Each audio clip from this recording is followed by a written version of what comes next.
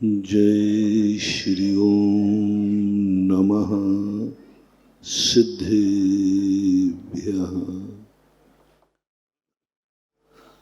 सर्वमंगलमांगल्यं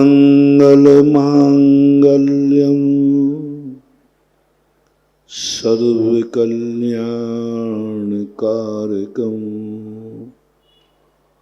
प्रधानं सर्वधर्माणां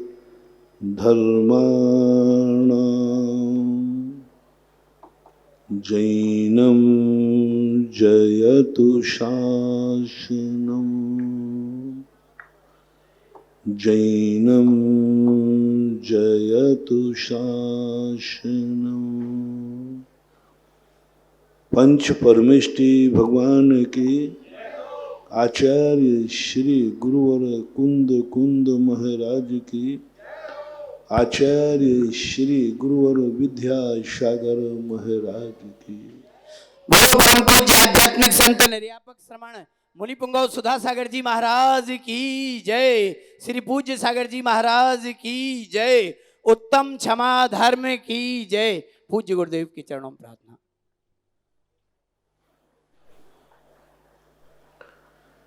प्रकृति से हमें कुछ ऐसी नियत धाराएं मिलती हैं जिसमें हम कुछ नहीं कर सकते, लेकिन प्रकृति ने कुछ हमें ऐसे अधिकार दिए हैं जिन अधिकारों को यदि हम उपयोग करें तो पशु से इंसान और इंसान से भगवान भी बन सकते हैं। प्रकृति ने सब कुछ हमें नहीं सौंपा क्योंकि हम विश्वसनीय नहीं थे। हम इस सृष्टि के ब्रह्मांड को रोक भी सकते थे क्योंकि प्रत्येक जीव में एक वाचालता होती है, कौतूहल होता है। इसलिए प्रकृति ने एक वो भाग जिससे सृष्टि का पूर्ण संचालन होता रहे, वह भाग अपने हाथ में रखा है। यानी जन्म और मृत्यु ये दो प्रकृति ने अपने हाथ में रखे हैं। जन्म तुम्हारे अनुसार नहीं होगा, जन्म में तुम्हारे वर्तमान पुरुषार्थ नहीं चलेगा। जन्म जो तुम्हारी अतीत की कहानी है, अतीत में तुम्हारी जो रेपुटेशन है, उस रेपुटेशन के आधार पर आपका ट्रांसफर किया जाएगा। सभी लोगों के इच्छित स्थान नहीं मिलते। कई लोगों के लिए एक ही ऑफिसर पद पे होते हैं, लेकिन सरकार उनको एक विशेष स्थान देती है। सरकार का विश्वास होता है कि यह ऑफिसर जहां जाएगा वहां ईमानदारी से बहुत अच्छा वातावरण होगा। नौकरी में अपने ऑफिसर का विश्वास जीतना, सरकार का विश्वास जीतना बहुत बड़ी, सबसे बड़ी कुशलता कहलाती है। नौकरी करना तो मजबूरी है, नौकरी करना तो पेट की आग बुझाने के लिए मजबूरी है, करना ही पड़ेगी। लेकिन कई लोग नौकरी ही नहीं करते, नौकरी करते हुए सम्मान पाते हैं। नौकरों का भी सम्मान होता है, राष्ट्रीय सम्मान होता है, राष्ट्रपति खुद सम्मान देता है। और जो नौकरी करते हुए कभी राष्ट्रीय सम्मान पा जाता है, समझ लेना इसकी नौकरी का ही अंतिम भाव है। अगले भाव में वह नौकर नहीं, राजा होगा, महाराजा होगा।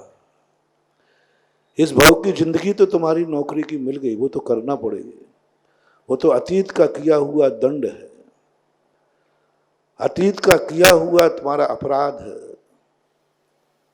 कोई भी नौकरी किसी की करना नहीं चाहता, हर व्यक्ति राजा और सेठ बनना चाहता है। लेकिन वो अतीत में जो प्रकृति ने अपने किया था, उसने एक ऐसी नियत धारा, ऐसी आपकी नियत धारा बना दी कि उस नियत धारा में आपको नौकरी तो करना ही पड़ेगी। दो रोटी के लिए दूसरे की चाकरी करना ही पड़ेगी। ड्यूटी इज ड्यूटी, कुछ भी करो। 99% लोग नौकरी पे मजबूरी में जाते हैं, नौकरी मजबूरी में करते हैं। 2 दिन पहले मैंने कहा था, कोई भी व्यक्ति सैनिक बनना नहीं चाहता क्योंकि मौत का वहां खतरा होता है, लेकिन दूसरा कोई उपाय भी तो नहीं है। मैंने बहुत सारे सैनिकों से इंटरव्यू लिया। मैंने कहा कि भाई, बहुत सैकड़ों लोगों से मैंने पूछा कि आप सैनिक क्यों बनना चाहते हैं? 3 कारणों में से एक पर राइट लगाना है। देश की सेवा करना मेरा लक्ष्य है। दूसरा कारण, सैनिक बनना तुम्हारा शौक है। तीसरा कारण, सैनिक बनना तुम्हारी मजबूरी है, दूसरा कोई नौकरी नहीं। उनमें सैकड़ों लोगों में मात्र 2 हाथ उठे थे जिन्होंने कहा मैं देश की सेवा करना चाहता हूं। मैं आईएएस ऑफिसर का इंटरव्यू पास कर चुका हूं। मैं आज तक किसी इंटरव्यू में फेल नहीं हुआ। कितना भी बड़ा पद हो मैं हासिल कर सकता हूं। मैं कोई छोटे आदमी के घर का नहीं हूं। मेरे बाप दादे बहुत अमीर हैं। तो सैकड़ों नौकर हमारे पास हैं, गाइड हमारे पास हैं, अंगरक्षक हमारे पास हैं। मैं गरीब नहीं हूं, बहुत अमीर हूं।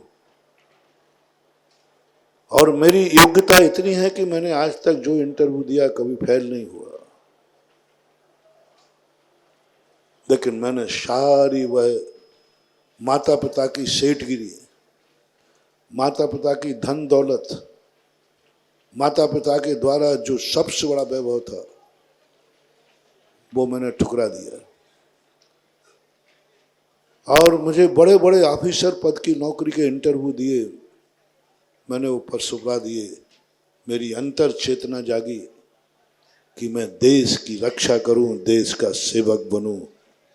ये मेरा गौरव है, गौरव है।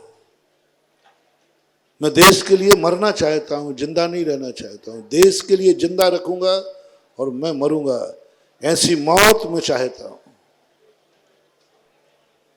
ऐसा जीवन मैं निकालना चाहता हूं कि मैं राष्ट्र की रक्षा करूं। क्योंकि हमारी भारतीय नीति है कि हमने जो आवाज नहीं करना, चुपचाप बैठते हैं। ओम शांति, धीमे चलें। हम देश के लिए, एक ऐसी हमारी राष्ट्र माता है। उन्होंने कहा, मैंने कि ऐसा भाव तुम्हारा क्यों हुआ? तो परिणाम मिला कि एक बार किसी संत के मुख से सुना था हमने, नारी जने के भक्त जन के दाता के शूर, नाही तो फिर बांझ रहे मति गमावे नूर। यदि तुझे माता ही बनना है तो या तो ऐसा धर्मवीर जन्मे जो सारे जगत का पालनहारा हो, सारे जगत का रक्षक हो, सारा जगत जिसे भगवान के समान मानकर पूजा करे, और या दूसरा बेटे को जन्म दे जो सारे देश की रक्षा करे, सूरवीर हो। तो मैं धर्मात्मा तो नहीं बन सकता, मैं साधु तो नहीं बन सकता, मैं इतना बड़ा धर्मात्मा नहीं बन सकता कि लोग मुझे भगवान मान के पूजें, लेकिन मेरे मन ने कहा कि मैं देश का सबसे बड़ा सूरवीर, वीर मार्तंड बनना चाहता हूं। देश की रक्षा करके जीऊंगा और देश की रक्षा करने के लिए मरूंगा। ये भाव मेरी आत्मा में आया, इसलिए मैंने सैनिक बनने का मन किया है। दूसरा व्यक्ति से पूछा मैंने कि भाई इसमें कितने सैनिक हैं जो शौक के लिए बने, शौक है मेरा। 5-7 लोगों ने हाथ उठाए। मेरा शौक है कि मैं सैनिक बनूं। बाकी 95% लोगों ने यही बात कही, मेरी मजबूरी है, मैं घर से बहुत गरीब हूं, कोई दूसरी नौकरी हमें नहीं मिल रही थी, मैं ज़्यादा पढ़ा लिखा नहीं हूं, अच्छे नंबर मेरे नहीं आए, क्योंकि हर नौकरी में अच्छे नंबर चाहिए, अच्छा सर्टिफिकेट चाहिए, अच्छा पढ़ा चाहिए। 2 स्थानों पर अच्छे नंबर नहीं देखे जाते, एक तो चपरासी बनने में और एक सैनिक बनने में। यहाँ पढ़ाई का मूल्यांकन नहीं होता आप कितने अच्छे नंबर लाए, यहाँ देखी जाती है शक्ति। वहाँ शरीर देखा जाता है, शक्ति देखी जाती है, समर्पण देखा जाता है। तो ये 2 ही रास्ते मेरे पास थे, क्योंकि मैं पढ़ा लिखा ज़्यादा नहीं हूँ, अच्छे नंबर मेरे कभी आए नहीं हैं, परिवार से मैं ज़्यादा समृद्ध हूँ नहीं। परिवार पालने के 2 ही रास्ते थे, या तो मैं चपरासी बन जाऊँ, या मजदूरी करूँ, या फिर नौकरी करूँ। तो यहाँ हमें यह बात विचार करने योग्य है कि कोई भी व्यक्ति नौकरी शौक से नहीं करना चाहता है, करना पड़ती है। ऐसी स्थिति में उन लोगों को मैं शिक्षा देना चाहता हूँ जो नौकरी करना नहीं चाहते, करना पड़ रही है। ड्यूटी पे जाना नहीं चाहते, जाना पड़ता है। टेक टू ऑर्डर, कुछ नहीं कर सकते। ये कुदरत ने तुम्हारे किए हुए अतीत के अपराध का, अतीत में जो तुमने किया था उसका दंड तुम्हें मिल चुका है।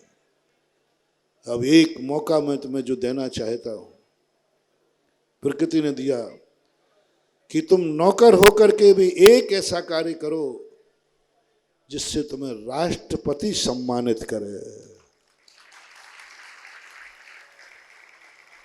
जिस डिपार्टमेंट में आप हैं वो डिपार्टमेंट आपको सम्मानित करे। संसार के हर नौकर से मेरा कहना है, आप जिस डिपार्टमेंट, चाहे आप टीचिंग में हो, चाहे आप सेना में हो, चाहे पुलिस में हो, चाहे तहसील में हो, चाहे कहीं भी हो, मैंने हर डिपार्टमेंट का वायलेज देखा है। हर डिपार्टमेंट अच्छे नौकरों का सम्मान करना चाहती है। यदि तुमने अपनी जो जिस जगह में है, व्यापारी है तो व्यापारी से मेरा कहना है,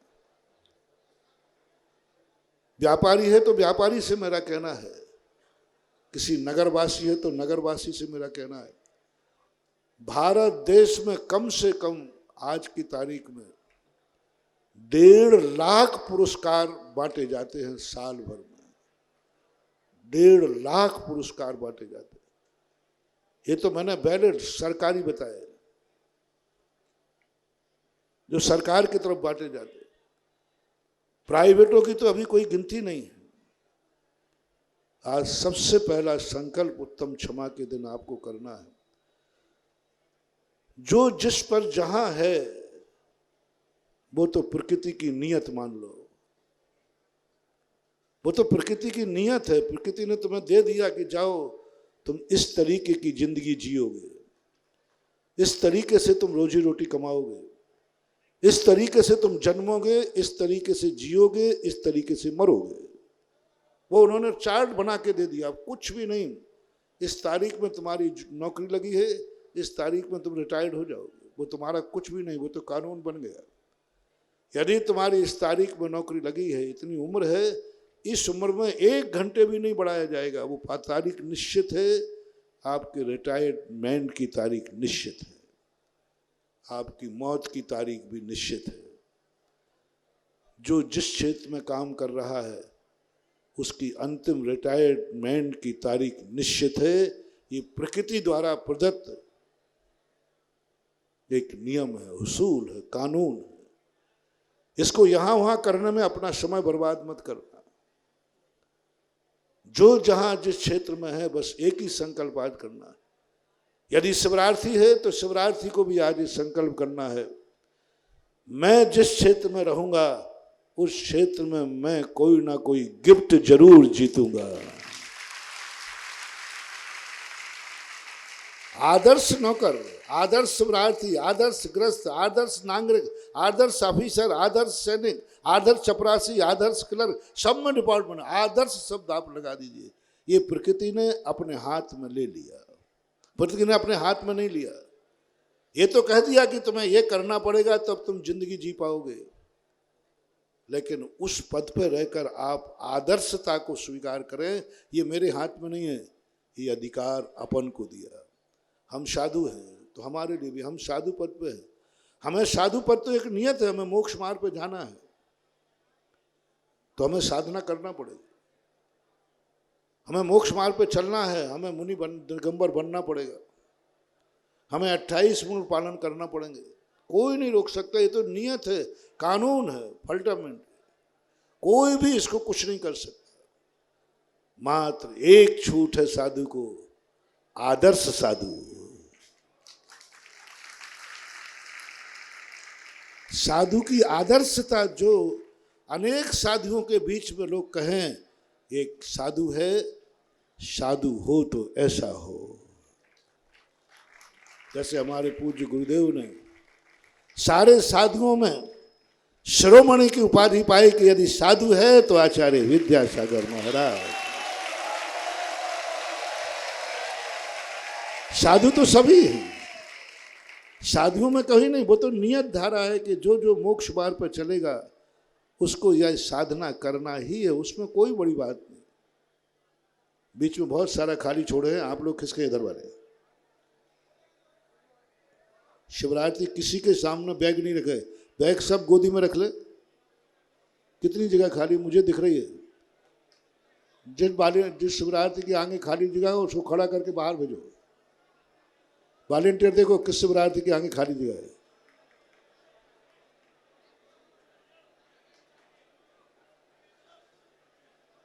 एक मिनट का समय है, मौन पूर्वक।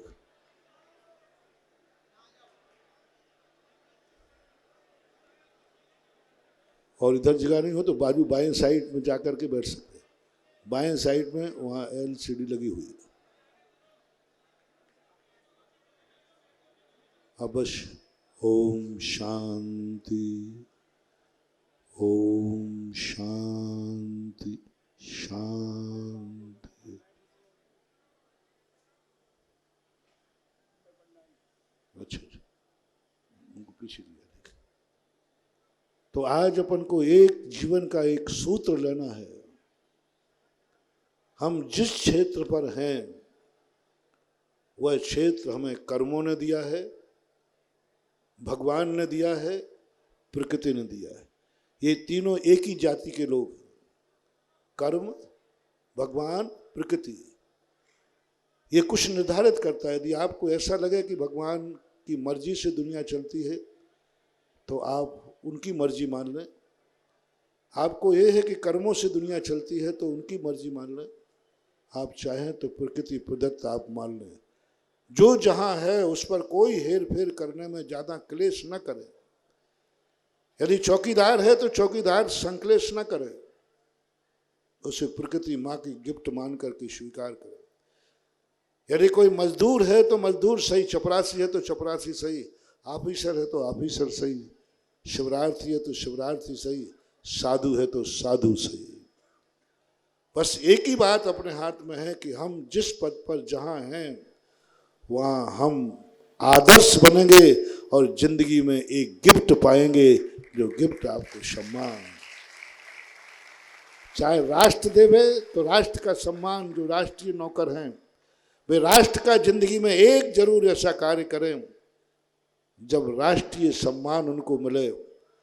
उन सारे नौकरों से मेरा कहना है, यदि राष्ट्रीय सम्मान तुमने एक बार प्राप्त कर लिया, जाओ मैं तुम्हें वो गॉड गिफ्ट का रास्ता बताता हूं। तुम कई भवों तक अब नौकर नहीं, राजा बनोगे, सेठ बनोगे। तुम नौकर नहीं होगे, तुम्हारे यहां नौकर होंगे, क्योंकि तुमने नौकरी में एक बार राष्ट्र सम्मान पाया था। यदि आप व्यापारी हैं तो एक आदर्श व्यापारी का सम्मान पाए। आप गृहस्थ हैं, नागरिक हैं, तो एक नगर से अपना नागरिक सम्मान पाएं। और आप शिविरार्थी हैं तो बस एक ही प्रेस्टेज आप बना लें, हम शिविर में कोई ना कोई सम्मान लेके जाएंगे, अपमान लेके नहीं। सम्मान लेके जाएंगे, कोई गिफ्ट लेके जाएंगे। हम साधु बने तो एक ऐसा साधु का आदर्श बने जो साधु को दुनिया तुम्हारे नाम से जाने की। यह गुण यदि है तो किसी एक साधु में है, फलाने में। कुछ ऐसा गुण, ऐसा लक्षण जो सबको प्रभावित करे, जो सब धन्य हो जाए, सबके जीवन को आदर्श बन जाए, सब जानने लग जाए कि इससे, और सारा जगत उससे लाभान्वित हो। सारा जगत कहे कि यह जो वर्गणा है, ये वर्गणाएं हमारे जगत की कल्याणकारी है। तो यह जो नियत धारा बनती है, उस नियत धारा की रेखा में हम अपने जीवन को, जन्म और मृत्यु के बीच का, जन्म हमें मिल चुका है, मृत्यु हमारी शेष है लेकिन अवश्य है, लेकिन बीच की जीवन है। इस जीवन को सबसे पहले देखना है कि हमारा जीवन कैसा हो। ना तो जन्म के लिए 10 लाक्षण पर्व है, ना मौत के लिए 10 लाक्षण पर्व है। 10 लाक्षण पर्व है जन्म और मृत्यु के बीच में जीवन कैसे जीना है, इसके लिए ये 10 लाक्षण पर्व आते हैं। जीवन है ये जीवन है, ये जन्म नहीं। ये जीवन है, ये मौत नहीं। ये जीवन है, जीवंत है, जो आत्मा की पर्याय है। बहुत सारे धर्म नैमित्तिक होते हैं, किसी निमित्त की घटना से जुड़े हुए रहते हैं, जो किसी निमित्ताधीन होते हैं। जितने भगवान की पूजा पाठ है सब निमित्त कहलाते हैं, नैमित्तिक धर्म है। नैमित्तिक धर्म मात्र 10 लाक्षण धर्म जो गृहस्थों के हैं। मुनियों का तो सभी धर्म उपादान रूप रहते हैं, लेकिन गृहस्थों का यदि कोई 24 घंटे में या पूरी जिंदगी में कोई स्वयं के हाथ में कोई धर्म है तो उसे 10 लाक्षण पर्व कहते हैं, आनंद। और ये जो धर्म है ये हमारी जिंदगी है। इनके बिना भी जिंदगी जी सकते हो और इनके साथ भी जिंदगी जी सकते हो। इनके साथ में जो जिंदगी जीना है वह बड़ी मार्मिक है, महानुभाव। हमारे शास्त्रों में एक वो जीव होते हैं जो अभाव में जीते हैं। वे कभी अभाव को सद्भाव में नहीं बदल सकते। वो तो अभाव में थे, अभाव में हैं, अभाव में रहेंगे, जिन्हें स्थावर कहते हैं, एक इंद्री कहते हैं। संसार का सबसे बड़ा पापी जीव कोई है तो वह स्थावर नाम कर्म से, जो कुछ नहीं कर सकता अपनी जिंदगी में। जन्म और मरण के बीच की जिंदगी जो जीना है उसे कर्म जैसा जलाएगा वैसा जिएगा। कर्म के अलावा, भगवान के अलावा, प्रकृति के अलावा से कोई कुछ नहीं। एक मिनट भी यदि जंगल में आग लगी तो पेड़ भाग नहीं सकता, भागने का प्रयास भी नहीं कर सकता। उसे खबर ही नहीं है कि मेरी जिंदगी मिटने वाली है, उसे होश ही नहीं। उसे यही पता नहीं है कि जो आग लग रही है अभी मेरे पास आएगी, मुझे भस्म कर देगी, वो तो आग में जल जाएगा। जैसे हमारे यहाँ कर्म चेतना, कर्म फल चेतना कहते हैं। जब जब तुम्हारी जिंदगी में ऐसा अनुभव आए अब मैं कुछ नहीं कर सकता, हमारी जिंदगी कठपुतली बन गई है कर्मों की, हमारे हाथ में कुछ नहीं है। कर्म जो कराएगा, कर्म जो नचाएगा, कर्म की किस्मत में जो रकीले लिख के आया हूँ वही हमें जिंदगी गुजारना है। समझ लेना संसार में सबसे बड़ा पापी, सबसे बड़े पाप कर्म का उदय और सबसे जिंदगी का अशुभ दिन उस दिन माना जाएगा। जिंदगी का सबसे अशुभ दिन मान लेना, क्योंकि शास्त्रों में कर्म फल चेतना का अर्थ ही दिया, तुम्हारे हाथ में कुछ भी नहीं है। कर्म जैसा जलाएगा वैसा जियो, कर्म खिलाएगा तो खा लेना, कर्म सुलाएगा तो सो जाना, कर्म रुलाएगा तो रो लेना, कर्म जो कराना चाहे मेरे, तुम कर्म की कठपुतली बन गए हो। और कर्म की जो कठपुतली बन जाता है, भले उसके स्थावर नाम कर्म का उदय नहीं है, लेकिन वो स्थावरों जैसा दुख पाता है, स्थावरों जैसा भाग्यहीन होता है। उसके जीवन की धारा बिल्कुल बंद हो गई। उसने कहा ठीक है, जहां ढाल मिलेगा लुढ़कता जाऊंगा। सुबह हो गया, शाम हो गई, शाम से सवेरा हो गया। जैसे पानी को जहां ढाल मिलता है लुढ़क जाता है। आपको भी जैसा निमित्त आया वैसा परिणाम कर लिया। दुश्मन सामने आया, क्रोध कर लिया। अपना व्यक्ति सामने आया, राग कर लिया। तुम्हारी क्या अहमियत है? सवेरे उठते हो, शाम में तुम्हारी जिंदगी कितनी होती है? बहुत छोटी सी जिंदगी। बड़े फ्रेश होकर के उठते हो, बहुत फ्रेश होकर के आप उठते हो। आप बहुत अच्छी तरह शांति में सोए, शांति से। लेकिन देखना, आपकी यह शांति, आपकी रात भर की निद्रा में जो आपने शांति कमाई है, इसकी कीमत कितनी है? कितनी कीमत है? सुबह जाकर के उठ के जैसे ही आप वाश बेसिन के पास पहुंचे, बुरुश टूटा पड़ा था, आपकी शांति कहां गायब हो गई? आपके एक बुरुश का कितनी कीमत है? 5 रुपए, 10 रुपया अच्छा बुरुश है तो 50 रुपया होगा। 5 रुपए का बुरुश टूटा था, मां दांतों को साफ करना था, आपकी सारी शांति भंग हो गई। आपको इतना क्रोध आया, इतना क्रोध आ गया, और आप चिल्ला पड़े, सब लोग मर गए क्या रे? ओह, क्या शब्द बोला आपने? चिल्ला के बोला। आप बड़े थे ना थोड़े घर में। सब मर गए क्या रे?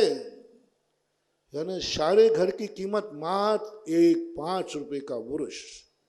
कितना अशुभ शब्द बोल दिया। सब मर गए क्या? उसमें माँ भी है, पत्नी भी है, बेटा भी है, बिटिया भी है, सब मार डाले तुमने। एक मात्र एक बुरुश टूटा मिला। सुबह उठ करके आप वाश बेसिन में गए, मात्र एक बुरुश टूटा था, मात्र पेस्ट नहीं था। इतने में मैं पूछना चाहता हूं, आपका पारा इतना गर्म हो गया कि आपने सारे घर वालों से कहा सब मर गए क्या रे? सब अभी जिंदा है, लेकिन तूने तो मार डाला। यदि तेरा एक बुरुश सही मिल जाता तो सब जिंदा है, और एक बुरुश नहीं मिल रहा तो सब मर गए क्या? ये गालियां आप लोग अपने घरों में देते हैं कि नहीं? आप सबसे बड़े संसार के सबसे बड़े पापी हैं, जिन्होंने एक बुरुश में सारे घर को मार डाला, सारे घर को अशांत कर दिया, सारा घर थर थर कांपने लगा, और तुमने अपनी खुद की शांति भंग कर दी। तुम एक बुरुश की कठपुतली हो। कम से कम पेड़ तो कर्मों की कठपुतली है, तुम तो एक 1.5-5 रुपए के बुरुश की कठपुतली हो। इतनी सस्ती है तुम्हारी जिंदगी की शांति, इतना सस्ता है तुम्हारा परिवार, इतनी सस्ती है तुम्हारी माँ, पत्नी, बेटा, बिटिया, परिवार। इतना सस्ता है कि 5 रुपए का बुरुश नहीं मिल पाया तो तुमने इतना क्रोध कर लिया, हाथ भी उठा दिया, मुंह से गालियां निकलना चालू हो गया। विचार करो महानुभाव, आज उत्तम क्षमा का पर्व है, और क्षमा का प्रतिद्वंदी है क्रोध। मैं आपसे पूछना चाहता हूं, आपकी शांति की कीमत कितनी है? कितने में आपको क्रोध आएगा? कब तक आप सहन करते रहेंगे? सहन करने की सीमा यदि सर्वोच्च जानते हो, आप पारसनाथ को मानते हैं। कब तक क्रोध नहीं आया? कब तक क्रोध नहीं आया? सब कुछ मिटा दिया। एक सगे भाई ने बर्बाद कर दिया, सब कुछ मिटा दिया। पारसनाथ की शांति भंग नहीं हुई 10 भव पहले। 10 भव पहले, जब ही तो पारसनाथ बने 10 भव बाद, 10 भव पहले उनके भाई ने उनकी सारी जिंदगी बर्बाद कर दी, सब कुछ मिटा दिया। फिर भी पारसनाथ के जीव को क्रोध नहीं आया। बोले शांति इतनी सस्ती नहीं है, मेरा क्षमा धर्म इतना सस्ता नहीं है कि एक छोटी सी बात को, बात छोटी नहीं थी बड़ी थी, सब बर्बाद कर दिया था। तब तक भी उन्हें क्रोध नहीं आया, गलती कुछ भी नहीं थी, फिर भी क्षमा मांगने चले गए कि भैया मेरे कारण से, मेरे निमित्त के कारण से आपको ऐसा परिणाम हो गया, आपकी गलती नहीं है, मेरी गलती है, मैंने ऐसा। उसके बावजूद भी कोई गलती ना हो करके भी कैसी है क्षमा? क्षमा का अर्थ ये नहीं है कि कोई गलती करे तो हम माफ कर दें। क्षमा का अर्थ यह नहीं है मात्र कि गलती करने पर क्षमा मांग लो, गलती करने पर क्षमा मांग। सबसे सर्वोच्च क्षमा है हमारी गलती नहीं होने पर भी हम हाथ जोड़ करके क्षमा मांग लें, शांति यदि होती है तो। जब हमारी निमित्त उपादान शक्ति देखना, मेरे निमित्त से तुम्हारे मन में क्रोध आया, मेरे निमित्त से तुम्हारे परिणाम विचलित हुए, मेरे निमित्त से तुम्हारे परिणामों में विकार आया, मेरे निमित्त से तुम्हारे आया, मैं क्षमा मांगता हूं। कभी ऐसा भाव, तुम्हारी कोई गलती नहीं, लेकिन तुम्हारे निमित्त से उनके परिणामों में शांति भंग हो गई और तुमने ये सोचा कि मेरे कारण से शांति भंग हुई है, अर्थात अपराधी मैं हूं, और क्षमा मांगने का भाव आ जाए, ये सर्वोत्कृष्ट क्षमा है। जैसे पारसनाथ के जीव को कोई गलती नहीं थी, लेकिन क्षमा मांगने पहुंच गया। उसने 12 मन की शिला पटक दी तो भी क्रोध नहीं आया, तो भी क्षमा का भंडार। क्या सोचता है? लोग कहते हैं देख ऐसे दुष्ट भाई से तू क्षमा मांग रहा है जिसने तुम्हें बर्बाद कर दिया, अब शिला पटक दी, तो भी वह कहने को तैयार नहीं कि भाई ने शिला पटकी। वो तो कहता है कि नहीं गलती मेरी है, मैंने पैर पकड़ करके पैर हिल गए होंगे इसलिए शिला गिर गई, मारा नहीं है, मेरा भाई मार नहीं सकता, शिला गिर गई इसलिए मेरे ऊपर चोट आ गई। दूसरी क्षमा, अपराध हुआ है मालूम है, फिर भी उस अपराध का निमित्त अपने आप को मान लेना, स्वयं अपने आप में नहीं है लेकिन स्वयं निमित्त मानना, मेरे कारण से लग। तीसरा, 9 भव तक सब तरफ से वो विरोध करता रहा, पारसनाथ सहन करते रहे।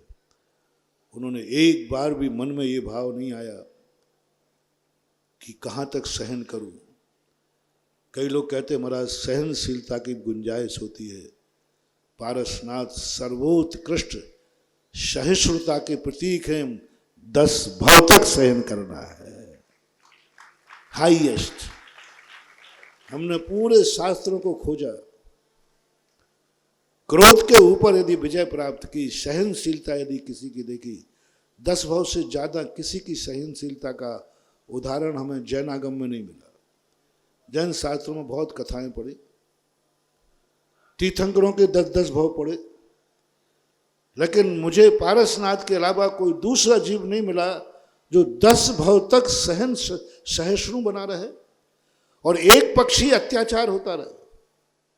दोनों पक्ष से हो तो बात अलग है, एक पक्ष की तरफ से अत्याचार हो रहा है, एक पक्ष शोषण कर रहा है, और पारसनाथ का जीव 10 भवों तक सहिष्णु बना रहा, समर्थवान होकर के, समर्थवान होकर के, असमर्थ नहीं थे, समर्थ थे। पारसनाथ की भव में तो इतने समर्थ थे, पारसनाथ यदि एक टेढ़ी निगाह से देख देते ना तो भस्म हो जाते।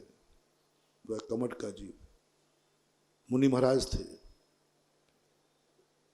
दिगंबर जैन मुनि यदि क्रोध में चला जाए तो 12 योजन तक उस आग को कोई बुझा नहीं सकता। मुनि अवस्था में थे पारसनाथ। एक बार वक्र दृष्टि से देख लेते, कमठ वहीं भस्म हो जाता। लेकिन पारसनाथ की आंख नहीं थी, वो एक साधु की आंख थी। वो साधु की आंख थी, वो साधु का मन था, साधु का वचन था, साधु के कर्ण थे। दुनिया के कानों की अपेक्षा साधु के कान कुछ अलग होते हैं। वो गाली को भी मंत्र के रूप में सुन लेते हैं। उनका मन दुश्मन को भी मीत मान लेता है कि अच्छा हुआ ये हमें मौका दे रहा है। साधु जब किसी चीज को सहन कर रहा हो तो ये मत मानना कि वो कायर है, ये मत मानना कि वो असमर्थ है, ये मानना वो अपनी शक्ति को इतनी चौगुनी बढ़ा रहा है कि फिर उसे प्रयोग नहीं करना पड़ेगा, स्वतः ही सर्वनाश हो जाएगा। शक्तिमान। आज पारसनाथ ने इतनी शक्ति थी, इतना सहन किया, उसका परिणाम है कि सारे विश्व में 24 तीर्थंकरों में सबसे ज्यादा पूजा पारसनाथ की होती है। ये उनको गिफ्ट मिली। ये श्रेय जाता है कमठ को, ये श्रेय जाता है उस दुष्ट को, और श्रेय जाता है आज के उत्तम क्षमा धर्म को, श्रेय जाता है 10 बहु की सहिष्णुता को, कि आज सारा जगत उनको आदर्श मान रहा है। सारा जगत पारसनाथ के संबंध में सोचता है। हर व्यक्ति पारसनाथ की मूर्ति बैठाना चाहता है।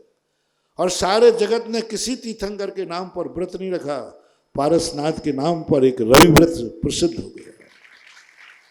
कितनी बड़ी गॉड की, कितनी बड़ी मोनोपोली है सहिष्णु की। क्षमा वीरस्य भूषणम। लोग इसको कायरता समझते हैं, कायरता। ये बहुत बड़ी।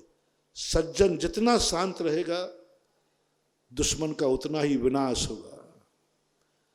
सज्जन जितना उग्र होगा दुश्मन बलशाली होगा और सज्जनता नष्ट हो जाएगी। ये आप एक सूत्र ले लें।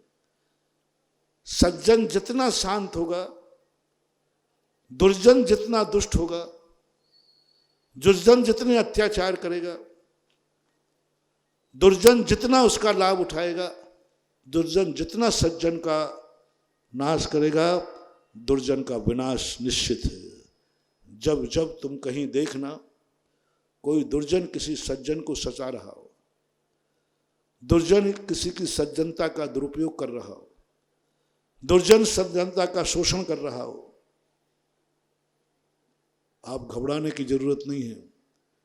अब बहुत जल्दी दुर्जन का ऐसा नाश होगा कि वो उठने लायक ही नहीं रहेगा, क्योंकि सज्जन चुप है, सज्जन शांत है, सज्जन कुछ भी आकुल व्याकुल नहीं करे। देखना, फिर से कह रहा हूं मैं, दुर्जन गालियों पर गालियां दी जा रहा है, दुर्जन अत्याचार पे अत्याचार कर रहा है, और सज्जन कुछ भी नहीं कर रहा है, सहिष्णु बन गया। मन में भी क्लेश नहीं, वचनों से प्रतिकार नहीं, हाथ पैरों से कुछ नहीं कर रहा है, तो तुम तुरंत समझना सज्जन दुर्जन इतने अत्याचार कर रहा है, दुर्जन इतना क्रोध कर रहा है, दुर्जन इतने उपसर कर रहा है, और सज्जन कुछ भी नहीं बोल रहा है। सज्जन मौन है। महानुभाव समझ लेना, अब दुर्जन के विनाश का समय आ गया, क्योंकि सज्जन ने मौन ले लिया। यदि कभी दुर्जन तुम्हारे ऊपर सज्जन के ऊपर उपसर करे और सज्जन बोल पड़े, सज्जन उसका प्रतिकार करे, सज्जन व्यक्ति उसको गाली दे दे, समझ लेना दुर्जन जीत जाएगा, सज्जन हार जाएगा।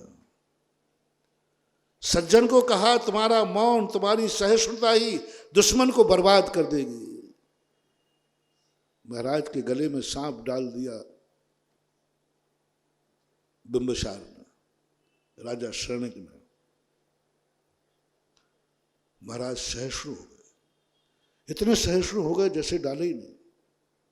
ब्रह्मांड कांप गया, अब विनाश होने वाला है। क्योंकि साधु बोल नहीं रहा, साधु ने मौन ले लिया है। साधु का मौन उस समय, जिस समय साधु पर चारों तरफ से संकट आ रहा है, चारों तरफ से गालियां आ रही हैं, सर्प गले में डाल दिया गया है, और साधु ने आंख बंद कर ली। साधु जब आंख बंद करे, सावधान हो जाना, कुछ अनर्थ होने वाला है, कुछ अनर्थ होने वाला है। साधु उसी समय आंख बंद करता है जिस समय कुछ गलत होने वाला हो। साधु की आंख वहीं झुकती है जब कोई गलत हो। गलत को देखकर, गलत दृश्य को देखकर, गलत परिणति को देखकर आंख बंद कर लेता है साधु। जब कुछ गलत होने वाला है, मन शांत कर लेता है साधु। साधु इतने विपरीत वातावरण में भी शांत बैठा है। चारों तरफ कोलाहल हो रहा है, चारों तरफ गालियों की बौछार आ रही है, और साधु शांत मन बैठा है, सावधान, कुछ विनाश का संकेत है, क्योंकि साधु शांत बैठा है। साधु ने मौन धारण कर लिया। बहुत खतरनाक है साधु का मौन। साधु अपनी साधना से मौन लेता है, साधु अपनी साधना के लिए मौन लेता है, और साधु मौन लेता है दोषवादे च मौन्यम। जब दुष्ट सामने होते हैं तो साधु मौन धारण कर लेता है। और कभी भी कोई भी समय में जाना, यदि सज्जन साधु मौन ले लेवे तो ब्रह्मांड भी कांप जाएगा, कुछ अनर्थ होने वाला है। साधु विपरीत परिस्थिति में अपनी आसन लगा के बैठ गया ध्यान में। साधु यदि ध्यान में बैठ जाए विपरीत वातावरण में, उपसर्ग के समय, समझ लेना कुछ ऐसा गलत होगा जो संभाल नहीं पाओगे। क्योंकि आज साधु आंख बंद करके ध्यान में बैठ गया है, साधना के लिए नहीं, तपस्या के लिए नहीं, कर्मों की निर्जरा के लिए नहीं, क्योंकि चारों तरफ का वातावरण दूषित था। चारों तरफ वातावरण दुर्जन लोग थे, चारों तरफ दुष्ट लोग थे। तो साधु ने आसन लगा के ध्यान में बैठ गया। ऐसा कभी कोई ध्यान में बैठ जाए, सावधान, ऐसा कुछ अनर्थ होगा जिसे कोई आंसू पोंछने वाला भी नहीं रहेगा। क्योंकि आज साधु ने दुष्टों के बीच में मौन लिया है। आज साधु दुष्टों के बीच में शांत हो गया है। आज वैसा दुष्टों के बीच में साधु ने एकदम स्तब्ध होकर ध्यान मुद्रा धारण कर ली है। ये अच्छा का संकेत नहीं है, इसे कायरता मत समझना, इसे अच्छा संकेत मत समझना। जैसे बने साधु को बुलवाओ, जैसे बने साधु को ध्यान में मत बैठने दो, जैसे बने साधु के मन को अशांत करो। साधु का शांत मन खतरनाक है, साधु को अशांत कर दो। स्वर्गों में भी जब साधु शांत चित्त बैठ जाता है तो स्वर्ग के देवता घबरा जाते हैं, साधु को आकर अशांत करते हैं, उनके मन को विचलित करते हैं। उनके कहा इनके मन को विचलित करो, अन्यथा स्वर्गों में भी भूचाल हो जाएगा। देवता लोग कई बार साधु से इतने डर जाते हैं, कहीं ऐसा ना हो कि साधु इतना शांत होकर मेरे स्वर्ग का, इंद्र का सिंहासन छीन ले, तो वो साधु को अशांत करते हैं। ऐसी विचारधारा भी हमारे भारत में है। साधु का शांत करो, साधु का मौन भंग कराओ। किसी प्रकार साधु बोल पड़े, बोलता हुआ साधु खतरनाक नहीं है, मौन साधु खतरनाक है। साधु यदि तुमसे दो बातें कर ले, कभी तुम कोई विशेष वातावरण बने, जब अशांत वातावरण बन जाए, चारों तरफ बुरा वातावरण बन जाए, और वहां कोई साधु हो, तो आप लोग साधु के पास जाना। यदि साधु आपसे दो बातें कर ले, सावधान, कुछ गड़बड़ होने वाला नहीं है, क्योंकि साधु बोल पड़ा है। साधु ने बोल पड़ा है, अब खतरा होने वाला नहीं। लेकिन साधु तुम्हारे बोलने पर मौन ले लेवे तो जरूर कांप जाना, अब कुछ अनर्थ होने वाला है, क्योंकि साधु ने चुप्पी साध ली है। साधु अब यहां से स्थानांतरित होता है तो खतरा नहीं है। साधु यदि आसन लगा के बैठ जाए तो समझ लेना खतरा है। और साधु की सबसे बड़ी मोनोपोली है। सबसे बड़ी साधना की मोनोपोली है कि दुष्टों के सामने दुष्ट का प्रतिकार मत करो, शांत बैठ जाओ, दुष्ट अपने आप भस्म हो जाएगा, कुदरत उसे भस्म कर देगी। ये मोनोपोली पारसनाथ की थी। ये पारसनाथ की अंतर चेतना है। ये मत समझना कि राजनीति में ही पॉलिटिक्स होती है। धर्म नीति की इतनी बड़ी पॉलिटिक्स है महानुभाव, जिसकी गहराई तक तुम पहुंच ही नहीं पाओगे, पहुंच ही नहीं पाओगे। राजनीति में ही नहीं, धर्म नीति में। और धर्म नीति की पॉलिटिक्स अलग है, यही सबसे बड़ी पॉलिटिक्स है। तुम मौन हो लो। वो गालियां दे रहा है, तुम मन को विचलित मत करना, विचलित मत करना। तुम ऐसे सुनते जाओ जैसे जिनेंद्र भगवान का प्रवचन सुन रहे हो।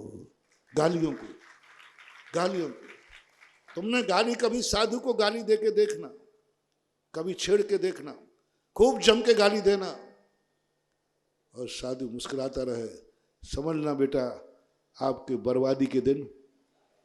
क्योंकि गाली देने पर साधु मुस्कुरा गया। गाली देने पर तो व्यक्ति उत्तेजित होता है, गाली देने पर तो व्यक्ति का शांति भंग होती है। और तुमने गाली दी और साधु शांत, कुछ भी शांत हो गया। अब नहीं बच पाओगे तुम, अब कोई दुनिया की ताकत नहीं बचा पाएगी, क्योंकि तुम्हारी गाली सुनकर साधु शांत हो गया। उसकी शांति ही तुम्हें भंग कर देगी। इसलिए उत्तम क्षमा धर्म आपसे कहता है, गाली सुन मन खेद न आनो। बहुत बड़ी पॉलिटिक्स है महानुभाव, बहुत बड़ी राजनीति, बहुत बड़ी कूट राजनीति है। धर्म नीति कहो, राजनीति, कूट धर्म नीति है। गाली सुन मन खेद न आनो। किसने गाली दी? बोले फलाने गाली दी। उसकी गाली सुनकर तुम्हें क्रोध तो नहीं आया? नहीं आया। क्षोभ तो नहीं आया? नहीं आया। अब चिंता मत करो, गाली देने वाले का नाश निश्चित हो गया। और यदि कभी साधु तुमने गाली दी और साधु थोड़ा गुस्सा आ जाए, है क्या करता है, तो गाली देता है, समझता नहीं है, समझ लेना अब कुछ तुम्हारा बिगड़ने वाला, क्योंकि साधु बोल पड़ा। साधु की शांति भंग हो गई, साधु अशांत हो गया, साधु के मन में थोड़ा क्रोध आ गया। साधु जब तुम्हें क्रोध में आकर डांट दे तो घबराना मत, उसकी जितनी हवा थी वो निकल गई, क्रोध में आ गया ना साधु। इससे धर्म नीति ने कहा, अपने दुष्ट का संहार करना है तो दुष्ट के सामने कभी शांति भंग मत करना, दुष्ट के सामने कभी अपने को क्रोधित मत करना, वो अपने आप शांत हो जाएगा। कर्म एक दुष्ट है, कितनी बड़ी कर्म इतना तेजी के साथ आता है। साधुओं के साथ सबसे ज्यादा दुष्ट कर्म उदय में आते हैं, दुर्जनों के नहीं। साधुओं के सबसे ज्यादा कर्म उदय में आता है। साधु की देखना कितनी बड़ी मोनोपोली है। जितना जितना दुष्ट कर्म उदय में आता जाएगा, उतना उतना साधु सहिष्णु होता जाता है। मैंने उपसर्ग करने वाले दीप को देखा, पारसनाथ को देखा, मैंने कहा प्रभु चुप बैठे हो, एक बार आंख उठाए उसको भस्म कर दो। तुम्हारे पास ताकत है, जिंदगी भर तुमने साधना की है। उपसर्ग करने वाले सुकौशल महाराज, सुकमाल महाराज, गज कुमार, इस सब में ताकत थी, पर ये शांत हो गए, पर ये सहिष्णु हो गए, इनकी शांति भंग नहीं हुई। बहुत दिन के बाद समझ में आया, कर्म पूरी दुष्टता के साथ सामने आया है, पूरी दुर्जनता के साथ सामने आया है। कर्म ने समझ लिया कि मैं इन साधु की शांति भंग करके रहूंगा, मैं साधु की साधना को भ्रष्ट करके रहूंगा, मैं ऐसा साधु को हिला दूंगा कि उनकी साधुता भंग हो जाए, क्योंकि कर्म दुष्ट है और साधु संकल्प पहले ही से है, जो जो मेरे दुष्ट हैं, समझना मोटिवेशन, जो जो मेरे दुष्ट हैं, जो जो मेरे विरोधी हैं, जो जो मेरे ऊपर दुख देते हैं, जो मेरे ऊपर उपसर्ग करते हैं, जो मेरा बुरा विचारते हैं, बस उनके किसी भी कारण से हम अपनी शांति भंग नहीं होने देंगे, हम मन में आर्त रोध ध्यान नहीं होने देंगे। आ जाओ कर्म का उदय, छिज्जदुआ भिज्जदुआ निज्जदुआ अहजादु विपल्यम जम्मा तम्मा गच्छदु तहा भी न परिग्रो मज्जे। तू छेद दे, भेद दे, काट दे, मार दे, कुछ भी कर दे, मैं क्षोभ को प्राप्त नहीं होऊंगा। और इसी का परिणाम ये निकलता है कि ऐसी दशा में, ऐसे उपसर्ग में, घानी में पेल दिया, साधु शांत चित बैठा रहा। परिणाम ये हुआ कि उन दुष्ट कर्मों का नाश हो गया, भस्म हो गए और आज सिद्धालय चले गए। यदि जब अशुभ कर्म का उदय आता और रो पड़ते, अशुभ कर्म के उदय में प्रतिकार करते, अशुभ कर्म के उदय में आर रोज ध्यान करते, अशुभ कर्म के उदय आते ही शांति भंग कर देते, तो आज भी संसार में ही पड़े होते। संसार में साधु का एक सबसे बड़ा नियम, पहले मैं कर्म से शुरू करता हूं। कर्म दुष्ट है और दुष्ट कर्म जब जब आएंगे तब तब साधु सहिष्णु होता है। एक बार भी मन में क्लेश नहीं, ये कर्म मुझे बहुत परेशान कर रहे हैं, ये कर्मों से मैं परेशान हो गया हूं, बहुत परेशान, अब तो सहन नहीं होता। अच्छा साधु ये शब्द बोलेगा ही नहीं कि मेरे से अच्छे साधु की पहचान।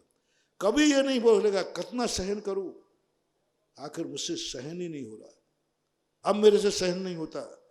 यदि साधु के मन में ये भाव आ जाए, समझ लेना साधुता में बट्टा लग गया। साधु तो कुछ भी, किसी भी परिस्थिति में एक ही बात कहता है, सहिष्णु बना रहता है। दुष्ट कर्मों तुम मुझे अशांत नहीं कर पाओगे। और उस सहिष्णुता का, उस सहनशीलता का परिणाम ये निकलता है, एक दिन कर्म हार जाते हैं, साधु जीत जाता है। किसने जिता दिया? उस सहिष्णुता ने, उस क्षमा ने, उस प्रसन्न भाव ने, उस समता भाव ने। वो जो सहनशीलता आई, उसने जो कर्म कभी नहीं छूटते। ऐसे दुष्ट कर्म हैं, इनके लिए कल्याण मंदिर स्तोत्र में उदाहरण दिया, जैसे चंदन के वृक्ष से भुजंग लिपट जाता है ना, चंदन के वृक्ष से सांप लिपट जाए तो आप खींचोगे, सांप टूट जाएगा, लेकिन वो पेड़ को नहीं छोड़ता। लेकिन उसी वन में एक पेड़ पर एक मयूर एक कूक भरती है, तो वे सांप उस पेड़ से ऐसे गिरते हैं जैसे सूखा पत्ता गिर रहा हो। ऐसे इसी प्रकार से साधु के जो कर्म ऐसे कर दुष्ट कर्म हैं जो छोड़ते ही नहीं, छोड़ते नहीं। साधु मरे तो मर जाए, जीव मरे तो मर जाए, जिंदगी भर वो कर्म नहीं छोड़ते। और साधु एक सहिष्णुता की कूक भरता है, एक मौन धारण करता है कि मैं अपनी सहिष्णुता नहीं छोड़ूंगा। वे सारे कर्म ऐसे झड़ जाते हैं जैसे सूखे पत्ते गिर जाते हैं। कर्मों की लड़ियां टूट पड़ती हैं मात्र एक कारण से, मात्र एक कारण से, सहिष्णुता। दुष्ट से अपनी शांति भंग मत होने दो। दुष्ट के साथ सबसे बड़ा प्रतिकार है, सबसे बड़ा भस्म होने का कारण है। पारसनाथ ने जब ये किया, अंत में जो हुआ सबको मालूम है। कमठ हार गया, पारसनाथ जगत के पूज्य बन गए। उत्तम क्षमा धर्म, तुम्हारा धर्म कभी किसी का नाश रक्षा करता है। तरीके अलग अलग होते हैं। धर्म एक रक्षा कवच है। नहीं त्राता नहीं त्राता नहीं त्राता जगत रे, बीतराग परो देवो न भूदो न भूसते। रक्षक है, लेकिन रक्षा करने का तरीका है सहिष्णुता। सहिष्णुता। सांप के गले में डाल दिया सांप, महाराज सहिष्णु रहे, महाराज मुस्कुराते रहे। महाराज ने आशीर्वाद दे दिया। बचाने वाले मारने वाले को बहुत बड़ी मोनोपोली है महानुभाव। वो इसलिए मुस्कुरा रहे हैं कि बेटा हो गया तेरा नाश, हो गया तेरा नाश। तू समझता है कि मैं रात भर सहन करता रहा? तू समझ रहा है कि साधु दिगंबर जैन साधु कायर होते हैं? देखो मैंने सांप डाला गले में, गालियां दी, इनको कुछ नहीं है तो बहुत बेशरम होते हैं। ये तो लज्जावान होते, नीची गर्दन करके चलते, आंख झुका के चलते। मैंने कहा ना, साधु जब किसी की तरफ से आते आंख झुका ले, समझ लेना कि बहुत बड़ा खतरा है, क्योंकि आज साधु की आंख झुक गई है। साधु की आंख वहीं झुकती है जहां कोई बुराई होती है, कोई बुरा आदमी होता है, बुराई दिखती है, वह साधु अपनी गर्दन झुका लेता है। पापी शर्म से गर्दन झुका लेता है, झुकती है। साधु की शर्म से गर्दन झुकती है, और साधु की उस पाप से बचने के लिए गर्दन झुकती है। दोनों में अंतर। पापी पाप करने के बाद गर्दन झुकाता है, और साधु पाप करने के पहले अपनी आंख झुका लेता है। दोनों का अंतर समझना। झुकेगी तो सबकी आंख। पापी पाप करने के बाद आंख झुकाएगा,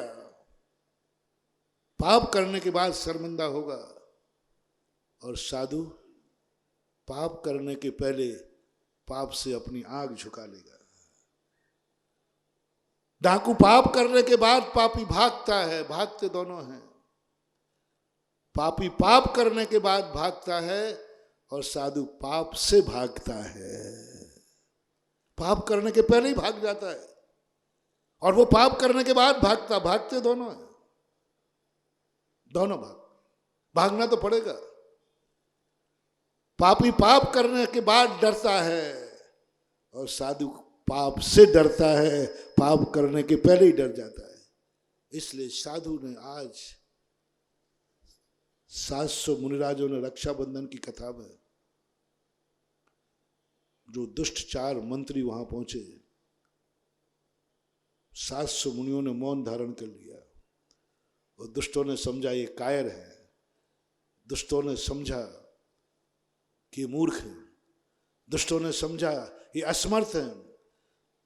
वो पूरी कहानी में तुमने पढ़ा है, रक्षाबंधन के दिन बताया था। वो सब समझ आए, कायर है, ये मूर्ख है, इनके पास कुछ भी नहीं है। वे मूर्ख नहीं समझ पाए। हमारे आते इन 700 मुनियों ने मौन ले लिया। इसका अर्थ है कि हमारे विनाश की कुंडली लिखी गई है। अब हमारे विनाश की कुंडली लिखी गई, क्योंकि साधुओं ने किसके लिए? साधना के लिए नहीं। आज दुष्ट मंत्री आ रहे हैं, आज दुष्ट लोग आएंगे। अकंपनाचार्य ने यही तो कहा था अपने संग से, आज दुष्ट लोग दर्शन करने आ रहे हैं, दुष्ट लोग आ रहे हैं। आज का मौन साधना के लिए नहीं होगा, आज का मौन तपस्या के लिए नहीं होगा, आज का मौन कर्मों की निर्जरा के लिए नहीं होगा, आज का मौन दुष्ट के लिए होगा। मौन दुष्ट के लिए। आज की आसन, आज का ध्यान मोक्ष के लिए नहीं होगा। आज जो आसन लगा के बैठ रहे हो, ये मोक्ष के लिए नहीं, दुष्ट के लिए ध्यान होगा। आज कोई आहार को नहीं जाएगा, आज का आहार तप के लिए नहीं है, आज उत्तम तप नहीं है, आज उत्तम तप नहीं है, कर्मों की निजरा के लिए नहीं है। आज का उपवास दुष्ट के लिए है। आज दुष्ट आ रहा है, इसलिए उपवास रहेगा। आज दुष्ट आ रहा है, सब ध्यान में बैठेंगे। आज दुष्ट आ रहा है, सब मौन रहेंगे। आज दुष्ट आ रहा है, सब मन को शांत रखेंगे। बड़ी कथा, उस कथा को पढ़ करके मैंने कहा, कंपनाचार्य भगवान, आप जैसी मोनोपोली तो दुनिया में, सारी तो दुनिया कहती है दुष्ट आ रहा है, तलवारों वलवारों निकाल लो, दुष्ट आ रहा है, डंडे फंडे निकाल लो, दुष्ट आ रहा है। और आप कह रहे दुष्ट आ रहा है, सब शांत, किसी के मन में अशांति ना आ जाए, किसी की आंख ना खुल जाए, किसी की आसन ना हिल जाए, सब लोग ध्यान में चले जाओ। जब दुष्ट के अत्याचारों से साधु ध्यान में और मौन में चला जाए, समझ लेना कुंडली लिखी गई विनाश की। उसी समय कुंडली लिखी गई थी कि बस तू इस राज्य में एक रात रह पाएगा, कल तेरा काला मुंह हो जाएगा। किसने लिख दी थी? राज के बहुत बड़े मंत्री थे उज्जैनी नगरी के, नमीनाथ भगवान के समय की घटना। बहुत बड़े शक्तिशाली मंत्री थे, वीर मार्तंड मंत्री थे, राजा के प्रिय मंत्री थे, लेकिन मात उनकी दुष्टता ने 700 मुनियों ने, जहां जनता आती है शादी के लिए कहा गया,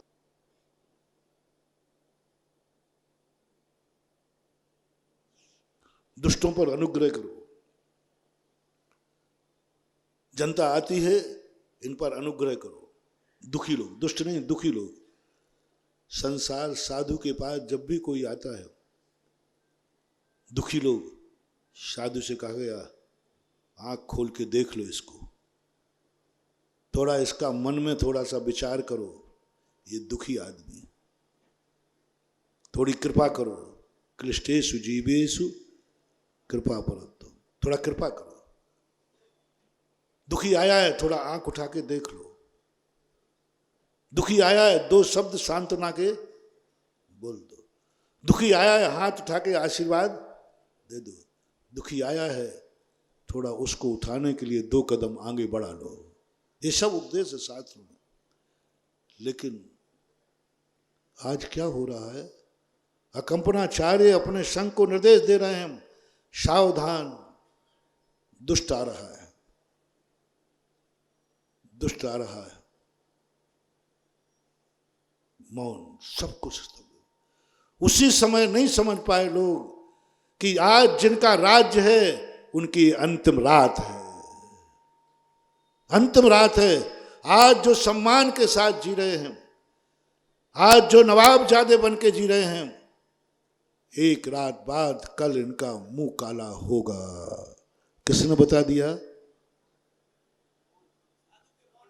साधु के मौन ने, साधु की उत्तम क्षमा धर्म ने, साधु की सहनशीलता ने, साधु की सहिष्णुता ने। दुष्टों के कारण जो सहिष्णुता आई, वो कह रहा हूं, थोड़ा डिवाइडेशन करना। एक तो साधना के लिए, और एक दुष्टों के कारण जो सहनशीलता आई। दुष्ट के कारण साधु ने मौन लिया, उसी दिन लिखी गई कुंडली। और सबको मालूम है, इतने बड़े शक्तिमान लोग, सुबेरे उनसे ऐसा अपराध हो गया। पूरी कहानी नहीं बता रहा हूं, कोई मतलब नहीं है। सुबेरे ऐसा अपराध हो गया, जो सारे जगत के बहुत बड़े शक्तिशाली थे, वीर मार्तंड की उपाधियां जिनको दी गई थी, सुबेरे उनका काला मुंह करके जनता ने गधे पे बैठा कर देश निकाला दे दिया। उसी समय ये कर्मंद, पुराना कर्मंद नहीं था ये उसी समय कर्मंद हुआ कि तुम्हारी दुष्टता के कारण कोई सहिष्णु हुआ है। ये धर्म की बहुत बड़ी मोनोपोली है। और उन्होंने जब दुष्टता आगे भी कायम रखी, तो हस्तिनापुर के साधुओं ने, वही 700 साधु जब हस्तिनापुर पहुंचे, तो अकंपनाचार्य ने फिर संदेश दिया, मर जाना लेकिन कोई मौन नहीं तोड़ेगा। ये वही दुष्ट मंत्री हैं, दुष्टों के सामने मौन। दोष बाधे च मौन्यम, एक बहुत बड़ा सूत्र है। और ने कहा कि तुम किसी भी हालत में मौन नहीं तोड़ना। यदि वो तलवार से मारे तो मर जाना, आग लगाए तो जल जाना, लेकिन कोई अशांति नहीं, कोई मौन नहीं खोलेगा। सब ध्यान में बैठ जाओ। उन दुष्टों ने हस्तिनापुर के अंदर, और बड़ा ठहाका लगा रहा है, देखा बड़े साधु हैं, क्या कर लिया हमारा, क्या कर पाएंगे? इनमें साधना और तपस्या होती तो अभी तक मुझे भस्म कर देते। वो नहीं समझ पा रहा है। मूर्ख क्या समझेगा कि साधु आंख खोल के भस्म नहीं करेगा। साधु की वो साधना है कि वो आंख बंद करेगा और तू भस्म हो जाएगा।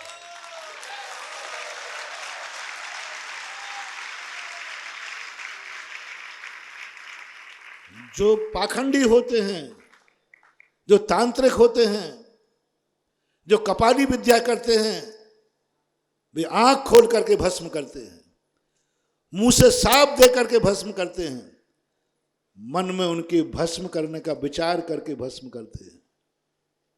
लेकिन जो सच्चे साधु होते हैं, वे मन को अशांत करके भस्म नहीं करते, मन की शांति से भस्म कर देते हैं। शांति से भस्म। अभी तक तुमने सुना था कि साधु क्रोध में आ जाए तो भस्म कर देते हैं। अरे क्रोध में आकर किसी को भस्म किया वो साधुता क्या है? शांति के साथ किसी को भस्म कर दिया वो साधना का फल है। शांति के साथ, शांति के साथ। हिंसा करके यदि किसी को दबाया तो क्या दबाया? अहिंसा के शस्त्र से भस्म करो तो वो साधुता कहलाती है। वक्र आंख करके कहा, ऐसे वक्र आंख से देखा और कोई भस्म हो गया तो ये साधु का अतिशय नहीं।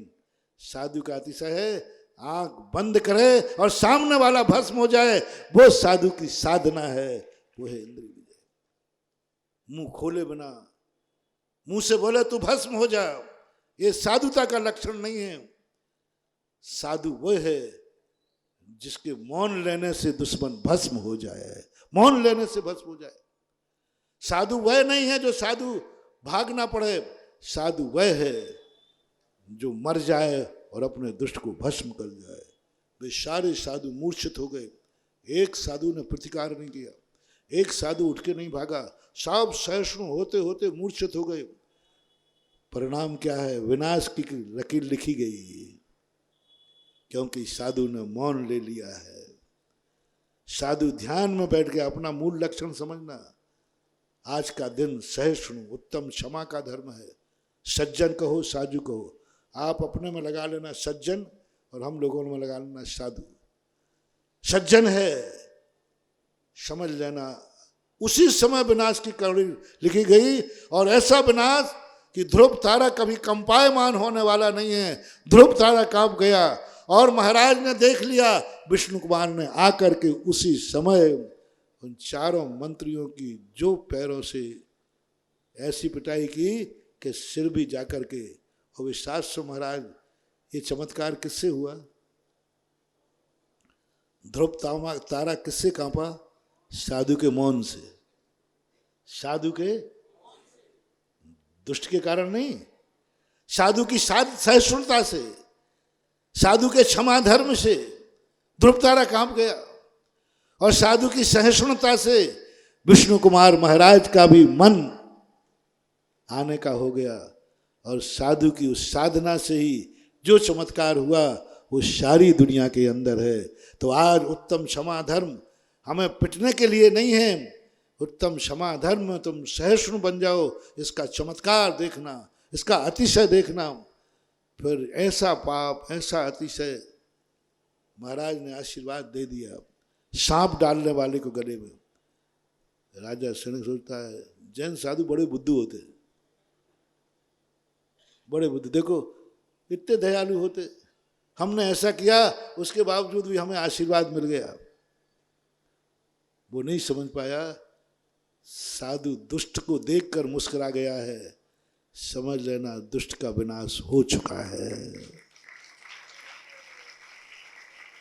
भक्त को देखकर साधु मुस्कुरा जाए, समझ लेना इसका उद्धार हो गया है। और दुष्ट को देखकर मुस्कुरा जाए, समझ लेना इसके विनाश की लकीर लिखी जा चुकी है।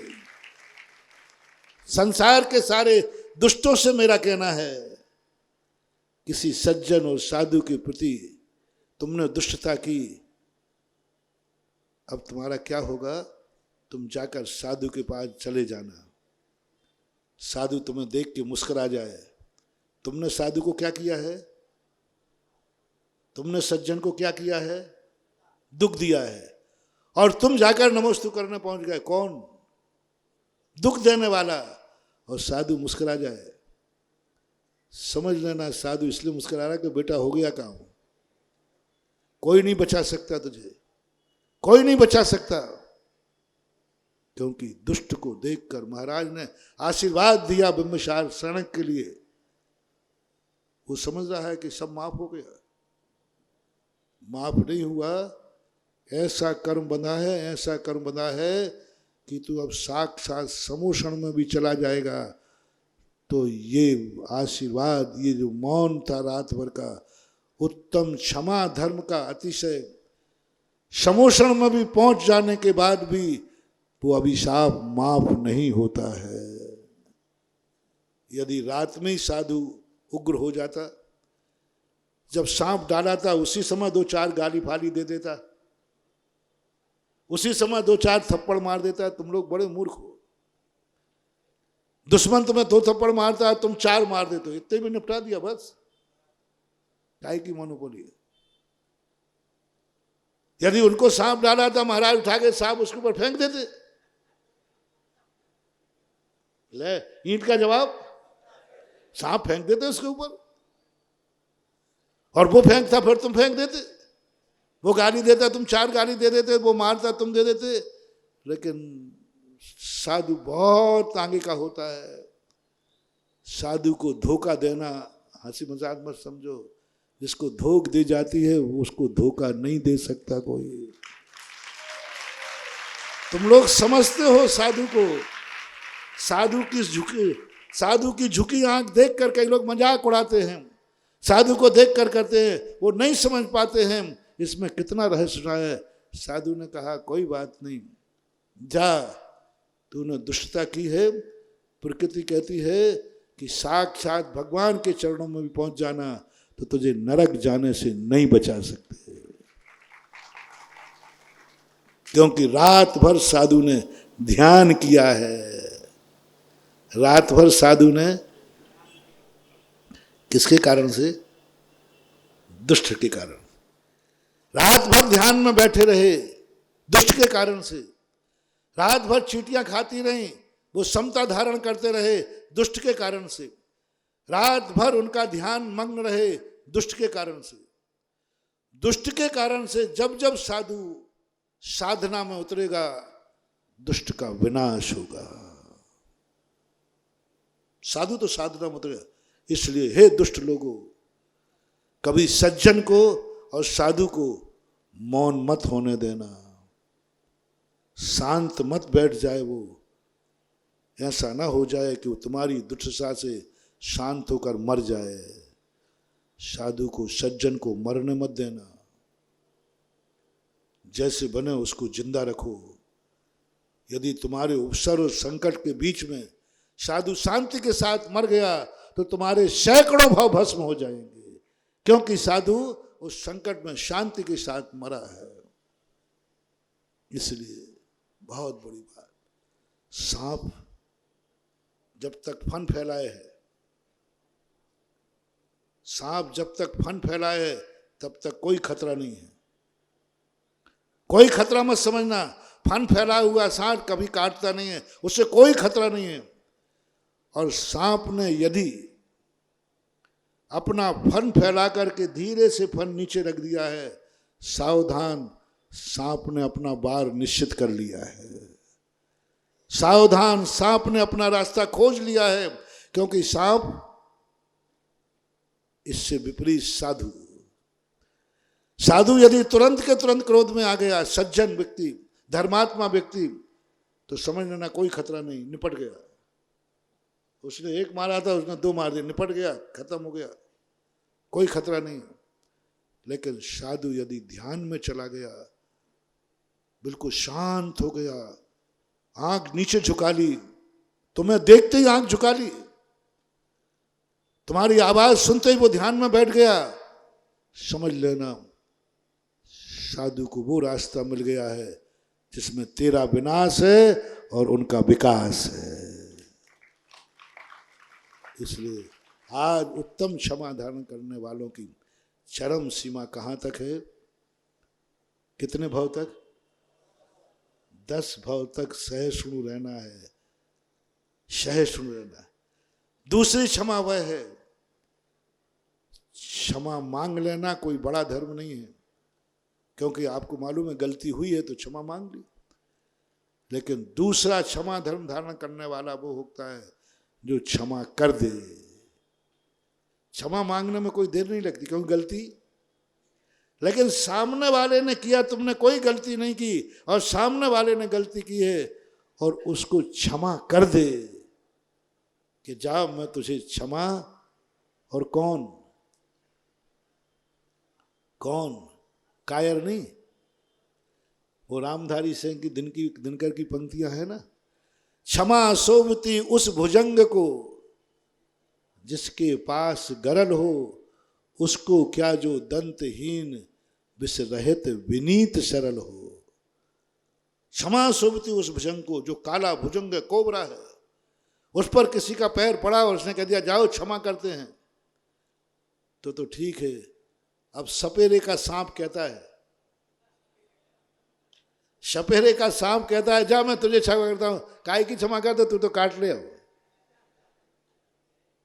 इसलिए जो समर्थवान साधु सज्जन क्षमा शक्तिमान होते हैं, सदा समर्थमान होते हैं। पापियों की शक्ति कभी ज्यादा नहीं होती महानुभाव, लगता है अपन को। जैसे मैंने एक दिन उदाहरण दिया था ना, पूरी पिक्चर में हीरो सहिष्णु होता है, हीरो पर संकट आते हैं, सब कुछ सहन करता है, और खलनायक उसकी सज्जनता पर ठहाके लगाता है, उसकी पिटाई पर ठहाके लगाता है, उसकी ईमानदारी पर ठहाके लगाता है। हीरो की ईमानदारी पर कभी हीरो लोग ईमानदारी का रोल करते हैं ना, तो दुश्मन क्या लगा था, अरे भोंदू चंद ऐसे काम होने वाला नहीं है, कल युग में जीना है तो बेईमानी से जियो। उसकी ईमानदारी को नकारता है, ईमानदारी पर ठहाका लगाता है। चिंता मत समझना, पापी की ताकत ज्यादा नहीं होती है, पापी के पाप का घड़ा ज्यादा बड़ा नहीं होता, और धर्मात्मा की ताकत असीम होती है और पुण्य का घड़ा असीम होता है। पुण्य का घड़ा असीम होता है, साधजन की शक्ति असीम होती है। हीरो हमेशा कभी हारता नहीं है, लेकिन खलनायक कितना भी करे महानुभाव घबराना नहीं, अंत में उसका विनाश तो निश्चित यही। 5 मिनट लगते हैं विनाश करने में, विनाश निश्चित है। कभी नहीं सोचना दुष्ट को दुष्टता करने दो, एक दिन उसका विनाश होगा। महाराज दुष्ट बहुत खतरनाक है, कोई फर्क नहीं पड़ता, दुष्ट की ताकत ज्यादा होती ही नहीं, होती नहीं। दुष्ट का पाप का घड़ा कभी ज्यादा बड़ा होता नहीं, मतलब एक दिन फूटेगा और वही घड़ा उसका नाश कर देगा। आज उत्तम क्षमा धर्म हमारी जिंदगी में आया, उस बात को लेकर अपन शुरू हुए थे कि एक बुरुश सुबह टूट जाने पर तुम्हारी शांति की कीमत कितनी है, उत्तम क्षमा की कीमत कितनी है, सहिष्णुता की कीमत कितनी है, कितने में सहिष्णु हो जाओगे अपने दुष्ट के प्रति। यही स्थिति किसके प्रति सहिष्णुता, कैसी कैसी महान आत्माएं हुए, हमारे देश के श्री राम हुए। ऐसी दुष्टता, ऐसी दुष्टता, कल राजगद्दी होना है, आज वनवास की तैयारी करा दी। ऐसा रंग में भंग, कैसा है ये क्षमा धर्म महानुभाव। ये उत्तम क्षमा धर्म पारसनाथ और श्री राम जैसे महान आत्माओं का है, ये कोई दुष्ट रावणों का और पापियों का नहीं है। जिस धर्म की बदौलत वो पारसनाथ बने, जिस धर्म की बदौलत आज सारे जगत में मर्यादा पुरुषोत्तम श्री राम बने, ये आज का ही दिन था, कोई और तपस्या का नहीं, आज का दिन था जो इन्होंने इनको अमर बना दिया। आज के धर्म ने कितनी दुष्टता, आखिर दुष्टता की सीमा होती है। राजगद्दी की घोषणा है, सुबह राज तिलक होने वाला है, रात में हंगामा खड़ा कर दिया, इतना रंग में भंग। और वो भी दुष्टता की हद होती है। राजकुमार थे, अरे कुछ आधा राज दे देते, अरे कितना भी दुष्ट माता पिता क्यों ना हो, बेटे को कुछ ना कुछ तो, कुछ नहीं दिया। ये भी नहीं सोचा कि 4 सैनिक दे दिए जाएं, कहीं जंगल में कोई संकट आ गया तो, कोई युद्ध हो गया तो, नहीं, वो भी दुष्टता। और हद तो जब हुई, ओह रोंगटे खड़े हो जाते हैं। उत्तम क्षमा धर्म साधारण मत मानो महानुभाव। इस धर्म को धारण करने वालों के जो दुख देखते हैं, इस धर्म को धारण करने वालों के ऊपर जो अत्याचार होते हैं, उन अत्याचारों को देखकर एक बार मन कांप जाता है और मन कहता है काय का क्षमा धर्म है। आखिर अत्याचार की सीमा होती है, अपन को लगता है। लेकिन वे आत्माएं जिन्होंने इतना सब कुछ करने के बाद क्या दशा, राज के कपड़े उतरवा लिए। अरे कोई भी व्यक्ति घर से जाता है कम से कम 2 जोड़ी कपड़े तो दे देते, और किसी को नहीं देते। राज रानी बहू रानी थी, उसको तो कम से कम 2 जोड़ी साड़ियां रख देती, कम से कम कुछ तो करते। मुझे नहीं लगता महानुभाव ललितपुर में या कहीं दुनिया में आज तक इतनी दुष्टता के साथ किसी बेटे बहू को घर से निकाला होगा। इतने साथ इतना दुर्व्यवहार, और कोई पराया नहीं कर रहा है। कौन कर रहा है? अपनी मां कह कर रही है। बोलो रामचंद्र जी का चेहरा कैसा है? हैं? कुछ नहीं बोले। एक बार तो कह देते मां, एक बार तो पिताजी कह देते पिताजी ठीक है हमें छोटा सा राज दे के अलग कर दो। एक बार तो मांग लेते, एक बार तो मुंह खोल देते। मैंने पहले ही कहा सज्जन व्यक्ति मुंह खोल दे तो समझ लेना वो भी तो सज्जन थे। उन्होंने कहा नहीं खोलूंगा, एक कौड़ी भी नहीं मांगूंगा। थोड़ा तो कह देते कि भाई मुझे भेज रहे हो तो 2-4 सैनिक तो दे दो। इतना तो कह देते कि साहब कुछ नहीं तो 2 टाइम की कुछ भोजन का इंतजाम तो कर दो। इतना ना कह के कुछ तो कहते कि 2 जोड़ी कपड़े तो भेज दो, दे दो कम से कम। क्या है ये आत्माएं? कैसी थी आत्माएं? कुछ नहीं बोली, अत्याचार सहन करती रही, मौन होकर के मुस्कुराते हुए अयोध्या से बाहर निकल गए। कौन सी शक्ति थी, कौन सी सहिष्णुता थी, कौन सी गॉड गिफ्ट थी कि इतने अत्याचार होने पर भी मुस्कान बनी रही और हंसते हंसते निकल गए। और कोई साधना नहीं थी बंधु, कोई गॉड गिफ्ट नहीं थी। आज उत्तम क्षमा धर्म का चमत्कार था। उत्तम क्षमा धर्म का चमत्कार था कि उन्होंने कहा नहीं, हम मर्यादा पुरुषोत्तम, हम दुष्ट से अशांति, दुष्ट मेरा राज छीन ले, मैं अपनी सज्जनता नहीं खोऊंगा, मैं अशांत नहीं होऊंगा। मेरे चेहरे पर किंचित मात्र भी तो एक झटका तो लगता है कम से कम, राजगद्दी मुझे वनवास जाना है, अरे 1 सेकंड को तो झटका लगता। लेकिन कैसी थी महान आत्माएं? 1 सेकंड को भी नहीं, आकस्मिक भी नहीं, आश्चर्य भी नहीं हुआ। दशरथ तो बोल ही नहीं पाए, रामचंद्र जी निकल गए। समझ गया पिताजी, बोलने की जरूरत नहीं है, समझदार को इशारा काफी है। महानुभाव, अपन लोग ऐसी आत्माओं के भक्त हैं, ऐसी आत्माएं, ऐसे देश अपना ऐसे देशों से महान हुआ है। और आज उत्तम क्षमा के कारण से आप लोगों की दोनों तरफ से मैंने बता दिया।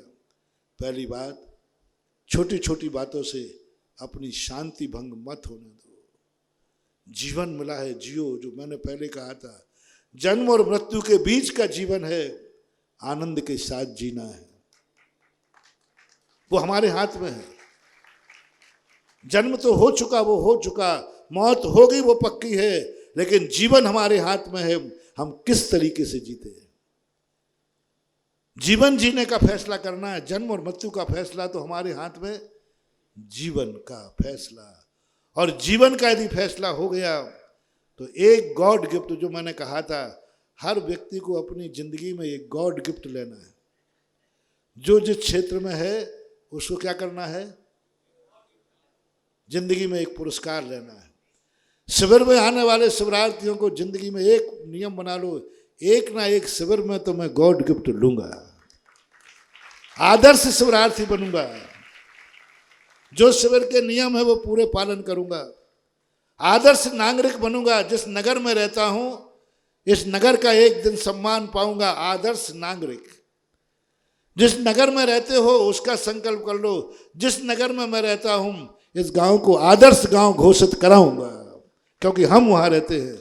हम अनादर्श गांव में नहीं रहते। गर्व से कहेंगे किस गांव में रहते हैं, आदर्श गांव में नहीं। जिस गांव में मैं रहता हूं वो गांव आदर्श गांव होता है।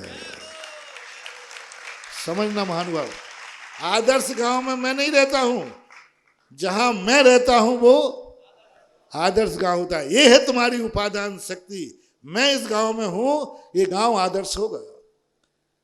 मैं इस जाति में हूं, ये आदर्श जाति होगी। मैं इस कुल में हूं, मैं आदर्श कुलीन होगा।